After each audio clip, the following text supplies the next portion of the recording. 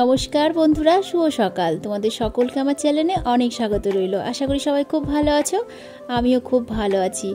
तो सकाल बेलाय जानो तो आजके खूब खिदे पेये गियेछे, सेई कारणे घुम थेके उठेई ना एकटु चा करे नियेछि और ओई जे संगे दुटो निमकी और बिस्कुट नियेछि। तो भाबलाम जाई खेते खेते एकटु छादे उठी, जेहेतु छादे बेश सुंदर हावा बইছে আর কি বলতো ঝিরঝির করে বৃষ্টি পড়ছে। ঘুম থেকে উঠেছি অনেক সকালে, কিন্তু ওই যে বৃষ্টি পড়ছিল সেই কারণে আর কাজ করা হয়নি।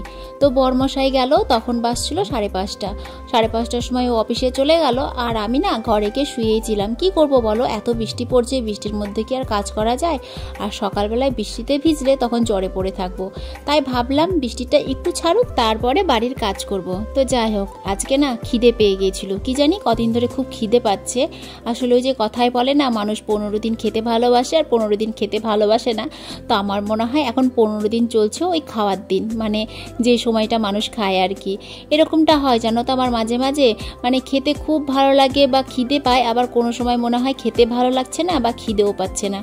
তো যাই হোক, চাটা খেয়ে এই যে ঘরের কাজে এখন লেগে পড়েছি। তো প্রথমে রান্নাঘরে যে এঁঠো বাসনগুলো ছিল ওগুলো নামিয়ে রেখে তারপরে রান্নাঘরটাকে পরিষ্কার করে মুছে নিলাম।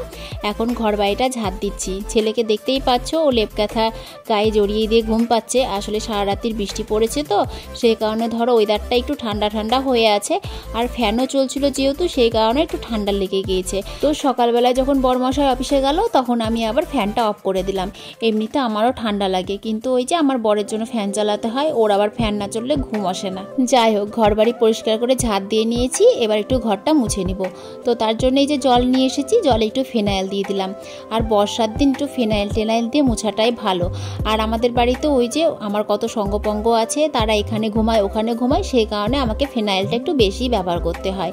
তো ঘরগুলো তো মোছা হয়ে গিয়েছে, এবার যাব বাসন মাজতে। আসলে সব ঘর মুছে নিয়ে তারপরে আমি এই ঘরটা মুছি। তো বাসন দেখো কত বেরিয়েছে, কালকে দুপুরের বাসন রাতের বাসন সব এক জায়গায় করে রেখেছি। তো কালকে দুপুরেও বৃষ্টি পড়ছিল জানো তো, ভেবেছিলাম মেজে নিব, কিন্তু ওর মাজা হলো না, সেই কারণে রেখে দিয়েছিলাম গামলা ভর্তি করে। তো বাসন কুসন সব মেজে স্নান টান করে এই যে এখন রান্না করতে বসিয়েছি। তো আজকে তো সোমবার, সেই কারণে ধরো নিরামিষ রান্না হবে। তো ভাত বসিয়েছি ওইদিকে, এদিকে একটা চাল কুমড়ো কেটে রেখেছি, আর চাল কুমড়োতে লঙ্কা লাগবে তাই একটু লঙ্কা কেটে রেখেছি। আর এই যে আলু বেগুন পটল এগুলো কেটে রেখেছি, একটা মানে সবজি তরকারি করব বলে। তো ছেলে ঘুম থেকে উঠলো, তাই ওকে বললাম বিছনাটা বাবু তুলতো। তো দেখো বিছনা তুলেছে, লেপ ক্যাথা যা ছিল সবকে নামিয়ে দিয়েছে, নামিয়ে দিয়ে বিছনা তুলছে। এরকম বিছনা তোলা কেউ কোনোদিন দেখেছো? তো যাই হোক, ওইদিকে যা করছে করুক গে, আমি একটু রান্নাটা করে নিই, তারপরে বিছনাটাকে পরিষ্কার করব। এদিকে আজকে সোমবার, বাড়িতে নিরামিষ রান্না হবে। তো তাই ভাবলাম অনেক যেহেতু সবজি আছে, সবজিগুলো দিয়ে একটু বেসনের বড়া ভেজে রসা রান্না করি। বড়ি নেই জানো তো, বড়িটা এবার দিতে পারিনি, তার কারণ বড়ি তো আমি দিই না, আর আমাদের এখানে বড়ি দিলেও পাওয়া যাবে না। তুমি যদি 5 কেজি ডালের বড়ি দাও তাহলে 1 কেজি ডালের যে বড়ি পাবা কিনা তার সন্দেহ আছে, কারণ দেখতেই তো পাও বাড়িতে কত হনুমানের অত্যাচার। সে কারণে আমার দিদা প্রতি বছর বড়ি দেয়, দিয়ে আমাকে দিয়ে পাঠায়। তো এই বছর দাদুর শরীর খারাপ ছিল, সেই কারণে দিদাই তো নিজে বড়ি দিতে পায়নি সেরকম, তো অন্য কাউকে কি করে দিয়ে দিবে বলো। তো সেই কারণে এবার আর বড়ি দেওয়া হয়নি। আর দোকানের বড়ি খেতে ভালো লাগে না গো। আর এখন যেহেতু গরম পড়ে গিয়েছে আর বড়ি সেরকম পাওয়াও যায় না, ওই শীতের সময় দোকানে যা বড়ি পাওয়া যায়। তো সেই কারণে গরমের সময় যদি একটু রসা টসা খেতে ইচ্ছে করে তাহলে এইভাবে বেসনের বড়া ভেজে তারপরে রসা করি। বেসনের বড়াটা কী দিয়ে ভেজেছিলাম জানো? বেসন, লবণ, হলুদ, জিরে গুঁড়ো, তারপরে তোমার কাশ্মীরি লঙ্কার গুঁড়ো, আর দিয়েছিলাম একটু হিং, তারপর অল্প একটু জল দিয়ে ওটাকে মেখে ওই যে ফুলকো ফুলকো করে বড়াটা ভেজে নিয়েছি। ঝোলের মধ্যে দিব তো সেই কারণে বড়াটা হালকা করে ভেজেছি। যদি ভাজা খেতাম তাহলে একটু কড়া করে ভাজতাম, আর কড়া করে ভাজলে না ঝোলে দিলে সেই বড়াটা খেতে ভালো লাগে না, মানে নরম হয় না, সেই কারণে ভালো লাগে না বলে হালকা করে ভেজেছি। তো যাই হোক, বড়াগুলো না বেশ ফুলকো ফুলকো হয়ে ভাজা হয়েছে। তারপরে ওই বড়া ভাজা তেলের মধ্যে একটু 5 ফোড়ন আর শুকনো লঙ্কা ফোড়ন দিয়েছিলাম। তারপরে আলু বেগুন পটল যা ছিল সবজি সবগুলোকে একটু লাল লাল করে ভেজে ওর মধ্যে লবণ হলুদ সর্ষে বাটা আদা বাটা জিরে বাটা আর লঙ্কা বাটা দিয়ে একটু কষিয়ে নিয়েছিলাম। তারপরে এই যে একটু গরম জল দিয়ে দিলাম, গরম জল দেওয়ার পরে বড়াগুলো দিয়ে একটু ফুটিয়ে নিলাম। আর নামানোর সময় না একটু হিং দিলাম, হিংটা আমার খেতে ভালো লাগে তাই আমি দিলাম, তোমাদের যদি ভালো না লাগে তাহলে দিও না। তো যাই হোক, এদিকে রান্নাবান্না করছিলাম আর আমার ছেলে দেখো ফুটবলকে নিয়ে খাটের উপরে উঠে পড়েছে। আর ফুটবলও সেই, একটু যদি খেলতে পায় না তাহলে কোথায় যে উঠবে তার ঠিক নেই, খাটে উঠে যাবে, সোফায় উঠে যাবে। তো ফুটবল দেখো দেখতে দেখতে কত বড় হয়ে গেল। তোমরা সেই ছোট্ট ওকে দেখেছিলে তাই না, কিন্তু ওকে দেখে কেউ বলবেই না যে সেই ছোট্ট ফুটবল এত তাড়াতাড়ি এত বড় হয়ে গেছে। তো ছেলে আদর করছিল দেখে আমার আবার আদর করতে ইচ্ছে করলো। আর আমি না কুকুর সত্যি খুব ভালোবাসি। ওরা যে এসে আমার ঘরে ঢুকে খাটে উঠে সোফায় উঠে আমার একটুও কিচ্ছু মনে হয় না। অনেকে হয়তো ঘৃণা করে, কিন্তু কি করব বলো, ওদেরও তো কোথাও থাকতে ইচ্ছে করে। আর আমার কাছে যেহেতু ওরা ভালোবাসা পায় সেই কারণে ওরা কিন্তু আমার কাছে আসে, কই অন্যজনের বাড়িতে তো যায় না। তো যাই হোক, বাড়িতে না গান চলছিল। বাড়িতে আমি কি করি জানো তো, গান চালিয়ে দিই, তারপরে রান্না করি, বাড়ির কাজ করি। আর গান শুনতে শুনতে রান্না বান্না কাজকর্ম করতে না বেশ এনার্জি আসে। তো ফুটবলকে আদর করছিলাম দেখে ভোলুর আর সহ্য হলো না, সেই কারণে ভোলুও চলে এলো। তো ভোলুকে আর আদর করিনি, তুই হিংসা করছিস, তুই হিংসা কর।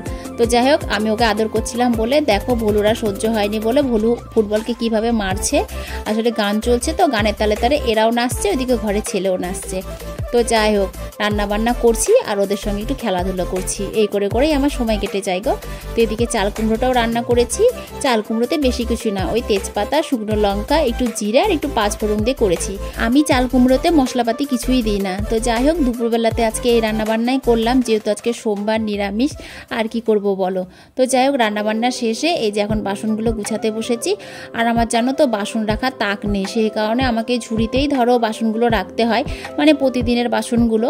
তো এই বাসনগুলো দুপুরবেলায় ধুয়েছি, তাই ভাবলাম ঝুড়িতে গুছিয়ে রাখি। তো ঝুড়িতে গুছিয়ে রাখতে গিয়ে একটু জল পড়েছে, তো জলটা তো মুছতে হবে, নইলে কখন কে পিছলে পড়ে যাবে তার ঠিক নেই।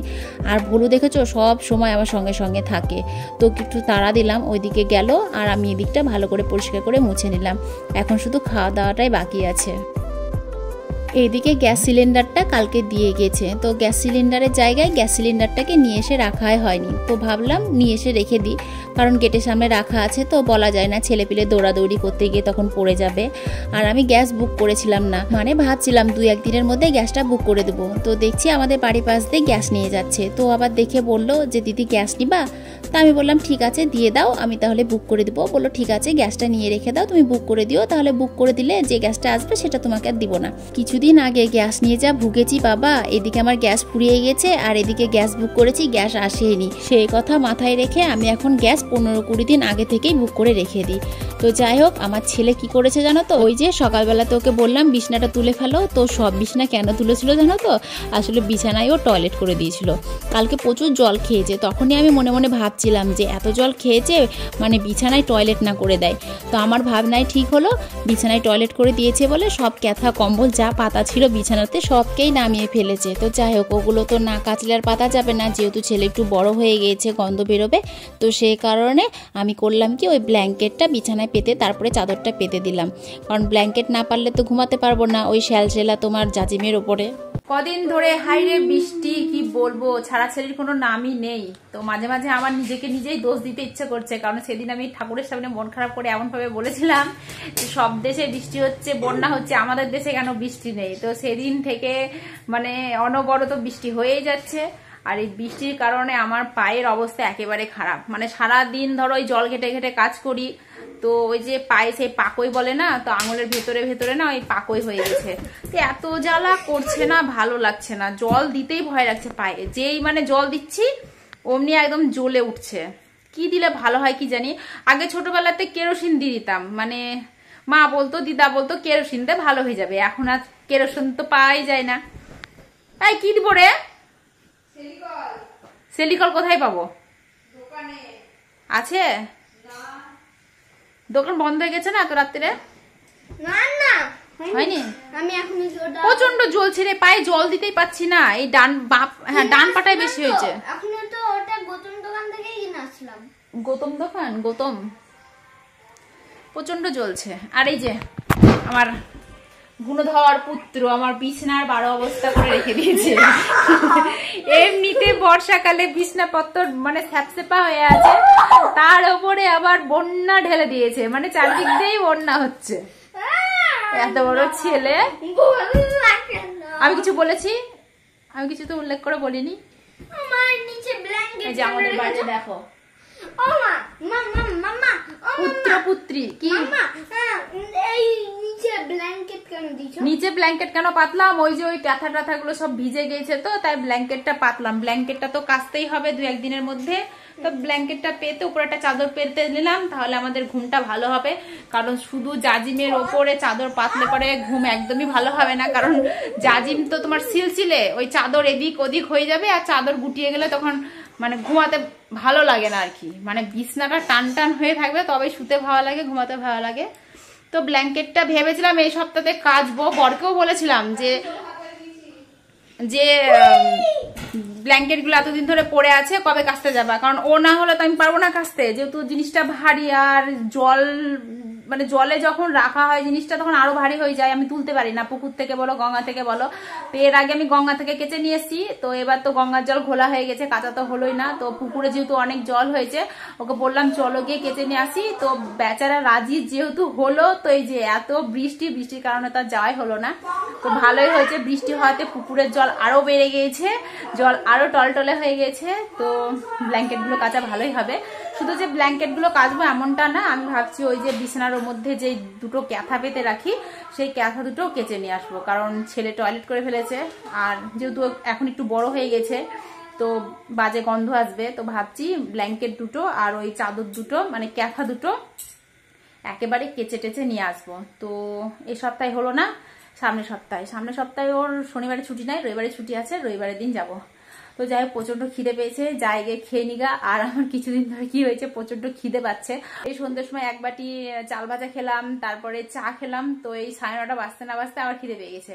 তো যাই হোক, খাওয়া দাওয়া করে আসি, খাওয়া দাওয়া করে এসে ঘুমিয়ে পড়বো, কারণ আজকে সেই ভোর 5:30টার সময় উঠেছিলাম, উঠে আবার একটু শুয়েছিলাম অবশ্য, তার কারণ আজকে বৃষ্টি পড়ছিল, আর মেন কথা হচ্ছে ছেলের স্কুল ছিল না, সেই কারণে আরো ঘুমিয়েছিলাম। তো ঘুম থেকে উঠে যাই হোক টাইম মতন কাজ কাম রান্না বান্না সবকিছু হয়ে গেছে, অসুবিধা হয়নি, কারণ স্কুল যাওয়া আসা থাকলে তখন একটু দেরি হয়ে যায়। তো স্কুল যাওয়া আসা ছিল না বলে কাজ কাম টাইম মতন হয়েছে, খাওয়া দাওয়া হয়েছে, এমনকি দুপুরবেলা আজকে একটু ঘুমিয়েওছিলাম। তো সকলকে গুড নাইট, টাটা, সবাই খুব ভালো থেকো, সুস্থ থেকো, আর আমি খুব ভালো আছি। তবে আজকে ঠান্ডা লাগছে বলে এই যে শার্টটা পরেছি, কালকেও পরেছিলাম বরের গেঞ্জি। তো টাটা সকলকে।